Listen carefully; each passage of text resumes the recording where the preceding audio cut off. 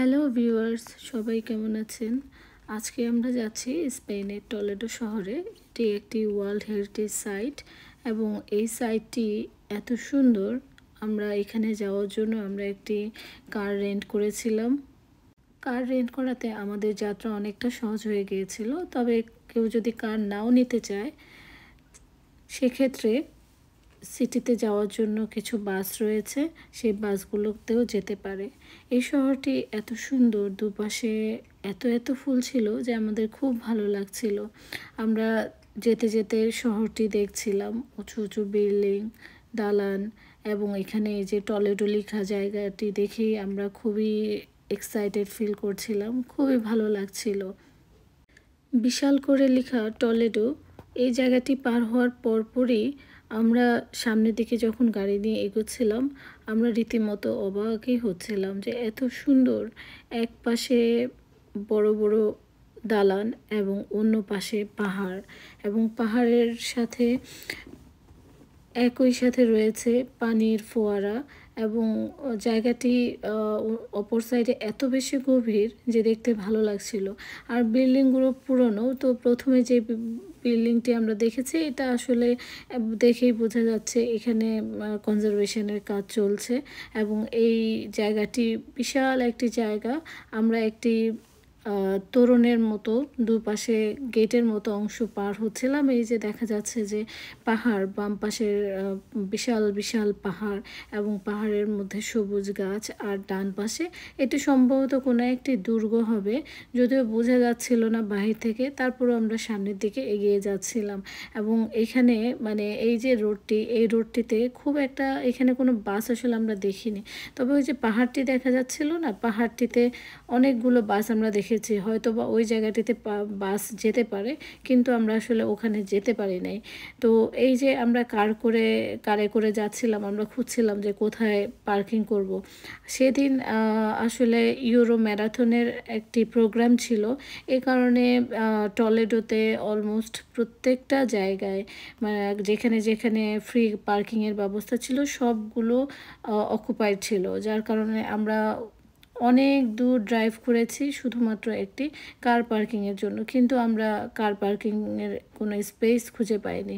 এবং সর্বশেষ আমরা অনেক উপরে উঠে গেছি টলেডো শহরে। এটা একটি ওয়ার্ল্ড হেরিটেজ সিটি এবং ইউনেস্কো এটিকে ওয়ার্ল্ড হেরিটেজ সিটি হিসাবে ডিক্লেয়ার করেছে। তো আমরা যাচ্ছিলাম, আমরা মেনলি হচ্ছে কার পার্ক খুঁজছিলাম। আমরা ভেবেছিলাম এক জায়গায় গাড়িটি পার্ক করে আমরা হাঁটবো, হেঁটে হেঁটে আমরা শহরটি দেখব। তো এই যে আমরা খুঁজতে খুঁজতেই যাচ্ছিলাম এবং দেখা যাচ্ছে এখানে খুব পুরাতন পুরাতন বিল্ডিং, এবং বিল্ডিংয়ের যে ইটগুলো রয়েছে ইটগুলো একটু ডিফারেন্ট শেপের, অনেকটা স্টোন আবার ব্রাউন কালার। সো সব মিলে পুরো সিটিটা অনেকটা একটা স্বর্গের মতো মনে হচ্ছিল। খুবই সুন্দর প্রকৃতি এবং পুরাতন স্থাপনা সব কিছু মিলে এক ধরনের অস্বাভাবিক সৌন্দর্য আমরা দেখতে পাচ্ছিলাম। আবার আকাশ সেদিন খুবই সুন্দর ছিল। সো ওভারঅল আমাদের কাছে খুব ভালো লাগছিল। আর আমরা যখন এখানে যাচ্ছিলাম, এখানে যে দালানগুলো দেখা যাচ্ছিল এগুলো আসলে অনেক বছরের পুরনো। আমরা জানি যে স্পেনে মুসলমানরা দীর্ঘ সময় ধরে শাসন করছিল। সো এখানে মুসলমানদের বেশ কিছু স্মৃতি বিজড়িত স্থাপনা এখানে রয়ে গেছে। এবং এই যে আমরা চেষ্টা করছিলাম যে পুরো সিটিটা একটু ঘুরে দেখার জন্য, তো দেখা যাচ্ছে যে প্রত্যেকটা বিল্ডিং অনেকটা সেম। তবে এখানে কিছু কিছু নতুন বিল্ডিংও রয়েছে, যে বিল্ডিংগুলো তারা পুরনো বিল্ডিংয়ের আদলে তৈরি করেছে। সো আপনার কাছে সব মিলে মনে হবে যে এটা একটি পুরাতন নগর, এবং এই পুরাতন নগরের প্রত্যেকটি ভবন অত্যন্ত পুরাতন। আসলে সবগুলো ভবন কিন্তু পুরাতন নয়। এবং এই যে একটি ভবনের সাথে আরেকটি ভবনের যে দূরত্ব এত কম, মানে মনে হচ্ছিল যে আমাদের গাড়িটা এখান দিয়ে আসলে ঢুকবে না। আমার খুব ভয় লাগছিল এবং এত বেশি হিল ছিল যে এই হিল দিয়ে মানে গাড়ি ঢুকবে কিনা। আমাদের গাড়িটি একটু বড় মাপের আমরা রেন্ট করেছিলাম, বড় সাইজের ছিল। কিন্তু এই কারণে দেখা গিয়েছে যে আমাদের একটু ভয় লাগছে। রাস্তাগুলো এত সরু, সরু, এত চিকন যে আমরা ভয় পাচ্ছিলাম যে আসলে গাড়িগুলো এখানে ঢুকবে কিনা। কিন্তু অত্যন্ত আশ্চর্যের বিষয় হলো যে গাড়িগুলো কিন্তু খুব সুন্দরভাবে ঢুকে গেছে। তার মানে মোটামুটি গাড়ি যাওয়ার মতো স্পেস রয়েছে, কিন্তু এর থেকে আসলে আর একটুখানি যদি বড় গাড়ি হয় তাহলে হয়তো বিল্ডিংয়ের সাথে লেগে যাবে। তো আমরা অনেক চেষ্টা করেও পার্কিংয়ের জন্য স্পেস খুঁজে পাচ্ছিলাম না। তো আমরা সিটির ভিতরে অনেকটা, যেখানে আবাসিক ভবন প্লাস এখানে ক্যাথিড্রাল, মিউজিয়াম সহ অনেক ধরনের ফোর্ট, অনেক কিছু রয়েছে। তো এই জায়গাগুলো আমরা গাড়ি দিয়ে ঢুকে শেষ পর্যন্ত পার্কিং না পেয়ে আমরা আবার মেইন রোডে ফিরে আসলাম।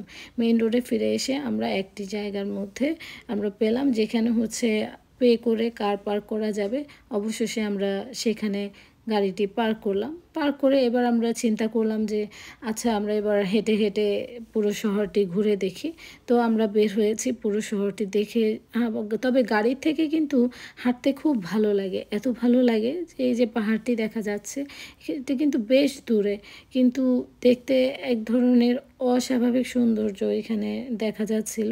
এবং প্রাকৃতিকভাবে তৈরি এই পাহাড়গুলো চোখের মধ্যে এক ধরনের ডিফারেন্ট অনুভূতি তৈরি করছিল, মনের মধ্যে ভিন্ন অনুভূতি তৈরি করছিল। এবং একই সাথে নিচের দিকে পানি, এটা একটা নদীর মতো। তো এই নদীটা পাহাড় এবং শহর দুটোর মাঝে দিয়ে চলে গিয়েছে। কেউ চাইলে ওখানে আসলে নামতে পারে, তবে আমরা আর ওখানে নামার চেষ্টা করিনি, কারণ আমরা অনেকক্ষণ ধরে গাড়ি নিয়ে ঘুরছিলাম শুধুমাত্র একটি পার্কিংয়ের জন্য, এবং এর মধ্যে দুপুর হয়ে গিয়েছে। সো আমাদের আবার একই দিনে আমাদেরকে মাদ্রিদে ব্যাক করতে হবে। আমাদের একটু প্ল্যান ছিল আমরা টলেডো কিছুটা দেখে আমরা মাদ্রিদে যাব, এবং মাদ্রিদ দেখা শেষ করে আমরা সেই দিনে রাতের বেলায় আমরা বার্সেলোনা যাব। সো আমাদের আসলে ট্যুরটি অনেক স্বল্প সময়ের জন্য হলেও আমরা এই স্বল্প সময়ের ট্যুরে বার্সেলোনা, মাদ্রিদ, টলেডো এই তিনটি সিটি দেখতে পেরেছি। এবং তিনটে সিটির সৌন্দর্য আসলে তিন ধরনের, একটা সিটির সাথে আরেকটা সিটির কোনো মিল নেই। তবে আমার কাছে মাদ্রিদের থেকে আমার মাদ্রিদ সব থেকে বেশি সুন্দর লেগেছে, এবং তার থেকেও বেশি সুন্দর লেগেছে আমার কাছে টলেডো।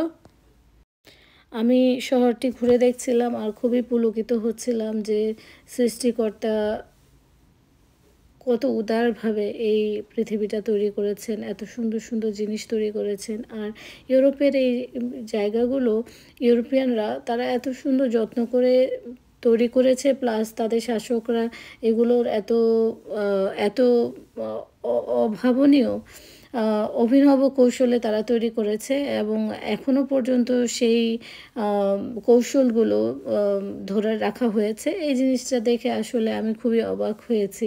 এবং এখানে টলেডোতে দেখা যাচ্ছে বিল্ডিংয়ের মধ্যে অনেকটা চাদরের মতো করে তারা বিভিন্ন ধরনের ডিজাইনের স্কোয়ার শেপ, রেক্টেঙ্গুলার শেপের অনেকগুলো পর্দা লাগিয়ে রেখেছে, এবং দেখতে খুব সুন্দর লাগছিল। আমরা গিয়ে দেখি যে এখানে ইউরো মোটরের একটা প্রোগ্রাম চলছিল, আবার সেদিন ম্যারাথনও ছিল। সো এখানে গিয়ে দেখি যে কনসার্ট হচ্ছে, প্লাস হচ্ছে তাদের কিছু লোকজন ছিল যারা ব্যান্ড বাজাচ্ছিল। তো সবগুলো মিলে এটা ছিল আসলে টলেডো ক্যাথিড্রালের সামনে। টলেডো ক্যাথিড্রালটা অনেক সুন্দর, অনেক বড়, এবং ঘুরে ঘুরে দেখতে অনেকটা সময় লাগে। তবে সেই দিন আমরা ক্যাথিড্রালে ঢুকতে পারিনি, কারণ এখানে ইউরোমোটরে একটা প্রোগ্রাম হচ্ছিল, তাই অনেক মানুষ ছিল এই ক্যাথিড্রালের সামনে। এবং এখানে আমরা অনেকক্ষণ ধরে অবস্থান করলাম, আমরা কনসার্ট দেখলাম, খুব ভালো লাগছিল, মিউজিক হচ্ছিল। এবং আরেকটা মজার বিষয় হচ্ছে এখানে অনেকগুলো স্টল ছিল, যে স্টলে ফ্রি ফুড দেওয়া হচ্ছিল। তো আমরা কিছু ফ্রি ফুড নিলাম, তবে আমাদের সব থেকে ভালো লেগেছে অনেকক্ষণ হাঁটার পরে আমরা টলেডোতে তরমুজ খেয়েছি, ওয়াটারমেলন খেতে এত মজা লেগেছে এবং এত মিষ্টি ছিল। তো সব মিলে এই জায়গাটা খুবই সুন্দর লেগেছে। তো ক্যাথেড্রাল পার হয়ে একটু উপরের দিকে যাচ্ছিলাম। উপরের জায়গাটি একটা ছামিয়ানার মতো জায়গা এবং পুরো জায়গাটা পুরাতন ভবন। এই জায়গাটি আসলে আ সবগুলো ভবনই পুরাতন এবং অনেকটা অফ হোয়াইট কালার বা ব্রাউন কালার। টলেডো ক্যাথিড্রাল পার হয়ে আমরা আরও বেশ কয়েকটি জায়গায় গিয়েছিলাম। তার মধ্যে আলকাজার অফ টলেডো, এটা আসলে একটা ফোর্ট, বিশাল বড় একটা ফোর্ট, যেটা স্প্যানিশ সিভিল ওয়ারের পরে এটাকে রিকনস্ট্রাক্ট করা হয়েছিল। এছাড়াও আমরা monastery of San Juan de los Reyes এই জায়গাটিতে গিয়েছিলাম। দেন সিনাগগে গিয়েছিলাম। তাছাড়া এখানে ছিল El Greco museum, Puente de San Martin, Banos del Angel. এটা মূলত একটি ইসলামিক বেডিং জন্য নির্মাণ করা হয়েছিল। তারপর আমরা গিয়েছিলাম cave of Hercules and subterranean sights এবং প্যানোরামাস অ্যান্ড ডিফারেন্ট ভিউ পয়েন্টসে আমরা এখানে গিয়েছিলাম। এবং এখানে বিভিন্ন জায়গায় দেখা যাচ্ছিল যে অনেকে স্বেচ্ছায় বিভিন্ন ধরনের বাদ্যযন্ত্র বাজাচ্ছিল। এই যে দেখা যাচ্ছে পুরো টলেডো শহরটা উপর থেকে খুবই সুন্দর লাগছে, খুবই আমাদের খুবই ভালো লাগছিল। এত ভালো লাগছিল যে ভাষায় প্রকাশ করা যাবে না।